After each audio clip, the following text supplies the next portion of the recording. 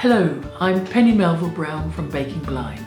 My first career was in the Royal Navy until I lost my sight, so it was a real honour to win the Holman Prize that commemorates James Holman, who, like me, was blinded while serving in the Navy, and he went on to travel all over the world. I hope I've honoured James Holman by following in his footsteps and finding some of his sense of adventure.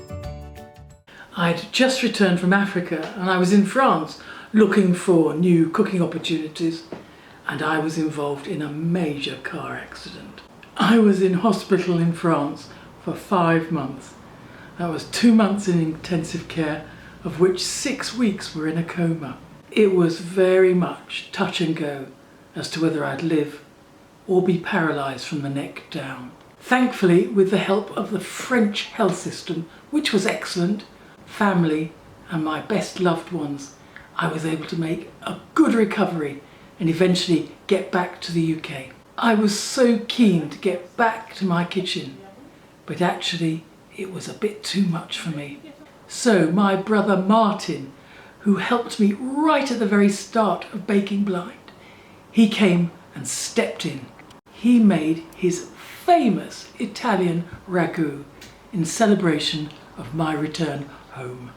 My usual videographer Toby was away, so a friend stepped in, but the footage wasn't great.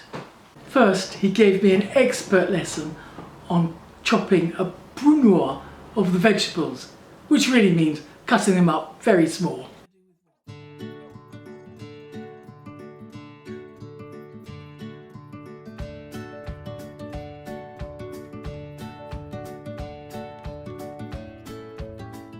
I've got 10 tablespoons of olive oil in this Le Creuset. Now I'm going to get the onions in and get them frying off first, which is the sort of first stage of making our sofrito, or either sofrito, or whichever way you want to say it. Now I did all this vegetable chopping, I counted all my fingers before I started, and I've still got the same number when I finish. So it's just a question of letting those sort of sweat and brown.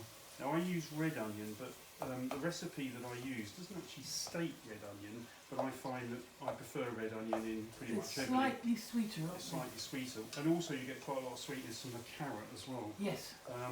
But this is all tempered off a little bit later by red wine and milk. But I find the milk really surprising, so I'm looking forward to hearing about that. Okay, well the milk is to do with the cooking of the meat, to make sure that it isn't, it protects it a little bit like cooking anything in a milk sauce, just protects it from picking up the bitter tastes later from the wine. Martin had started his cooking career in the Royal Navy. But didn't you end up as a fleet catering officer? Yes, I did. And what does that mean, fleet catering officer? Well, at the level that it was, obviously you're no longer sort of doing individual cooking or meals, but you are looking after the policy and the welfare of the catering teams across the whole of the Navy, making sure that they have the wherewithal, the support, etc. to provide food on board ships and naval establishments throughout the world. Okay, so this is now the development of the base of this whole ragu, which is the sofrito, which is now sort of just cooking away nicely. I want to brown it slightly, soften all the vegetables. The onions are now sweated a little bit with the garlic on top, and now I'm just going to sort of let this move around, let it sit for a minute, move it around again, and progress this so that in a minute when I start to add the meat, it'll all start to combine, and it'll all roughly be about the same sort of size, and you won't really be able to sort of determine these vegetables again within the sauce. Now I've got to softening down the veg, and I'm now ready to put the meat in. So I've got is 2 to 1 beef mince and pork mince. Now the beef mince is 12% fat. As I said earlier, I want the fat content because I want to make sure that it's it's got lots of render down, and that will add massively to the overall flavour.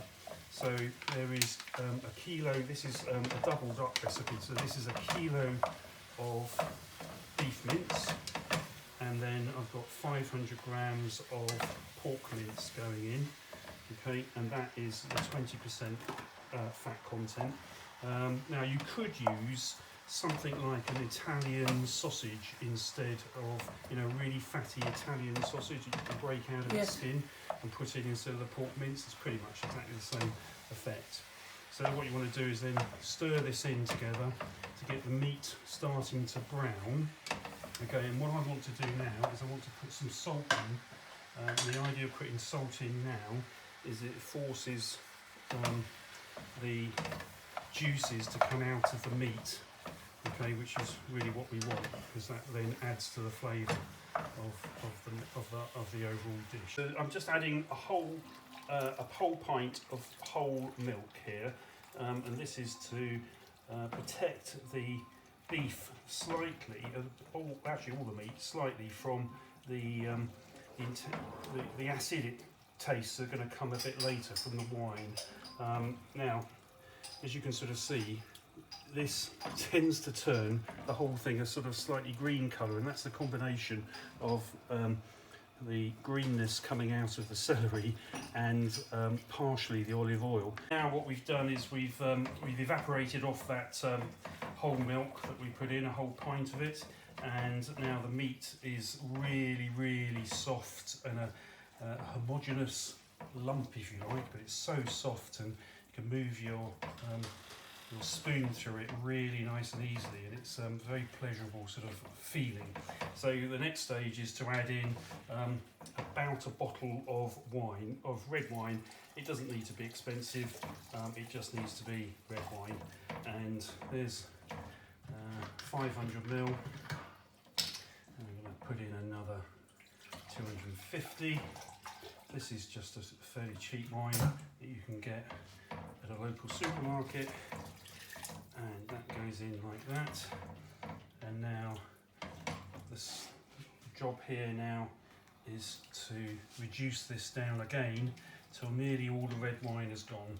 Once the wine had evaporated, he added tomato paste, passata and porcini mushrooms and the water in which they'd been soaked.